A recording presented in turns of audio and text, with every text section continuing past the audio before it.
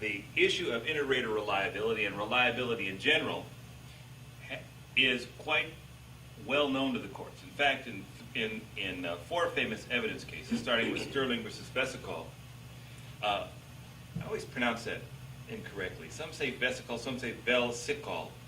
In any event, in that Sixth Circuit case, the court said that in order to prevent deception or mistake and to allow the possibility of effective response, there must be a demonstrable, objective procedure for reaching the opinion and qualified persons who can either duplicate the result or criticize the means by which it was reached. Now, admittedly, this was a chemical tort case. In Paoli Railroad Yard, PCB litigation was the same. The Luca versus Merrill Dow was indeed the same, but United States versus Downing was not.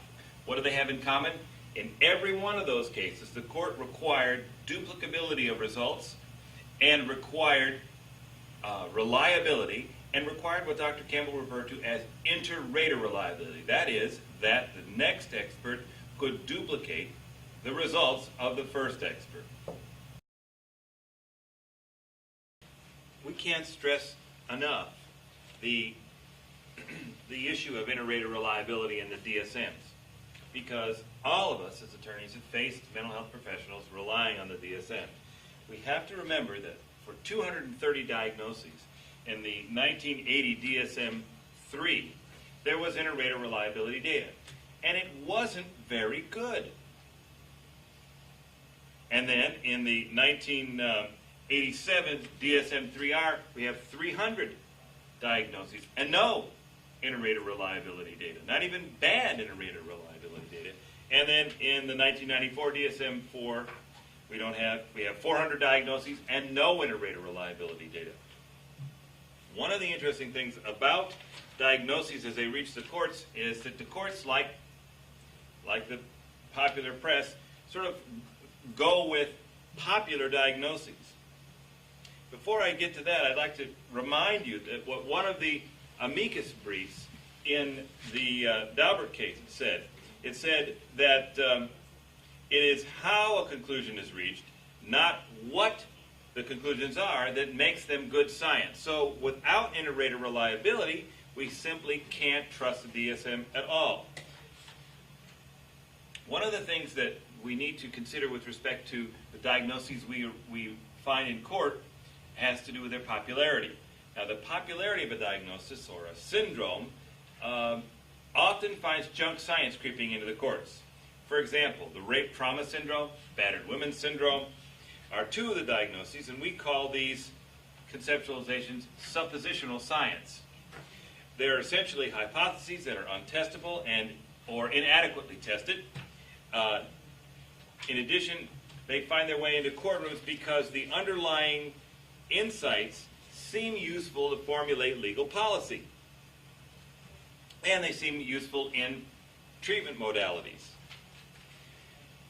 When used for the limited purpose of shedding light on a mental condition or a behavior that's consistent with the assumed syndrome, the evidence has an easier time with admissibility. But we need to look at some examples. For example, in State versus Saldana, a Minnesota court said that rape trauma syndrome is a therapeutic rather than a fact-finding tool.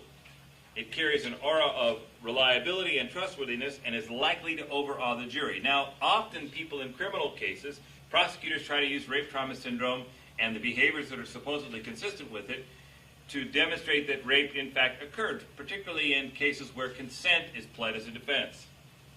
In People versus Bledsoe, a California court said that rape trauma syndrome is a therapeutic tool, and it's not a test to determine whether rape occurred or whether the victim is truthful. In State versus Taylor in Missouri, rape trauma syndrome is not based on sufficiently sound science for use in evidence. Now, the State versus Taylor was an 84 case. In State versus Brodniak, an 86 case in Montana, the court said it's error to let an expert testify on the basis of rape trauma syndrome, and conversation with complaining witness that she was not malingering, the expert may not testify on credibility. In State versus Black in 1987, the court said that rape trauma syndrome simply lacks scientific reliability. But in Spencer versus General Electric, a 1988 case, In Virginia, the court held that rape trauma syndrome was evidence. The court held that rape trauma syndrome evidence is not scientifically reliable means of proving that rape occurred and therefore does not satisfy the Fry test. And the court noted that the expert's methodology, as it said, bore little, if any, resemblance to traditional scientific or medical methodologies, and that the probative value of such evidence was outweighed by the unfair prejudicial effect. But as time moves on, we can see the popularity of diagnoses having their influence on the court. For example, in United States versus Akoran, the court upheld the admission of evidence of battered women's syndrome to explain why a witness recanted her testimony. So here we have evidence admitted of a syndrome, admitted to show why a witness did something, explaining a behavioral artifact. In State versus Gresham, the court said that battered women's syndrome is valid science. Now, this is a 1997 case.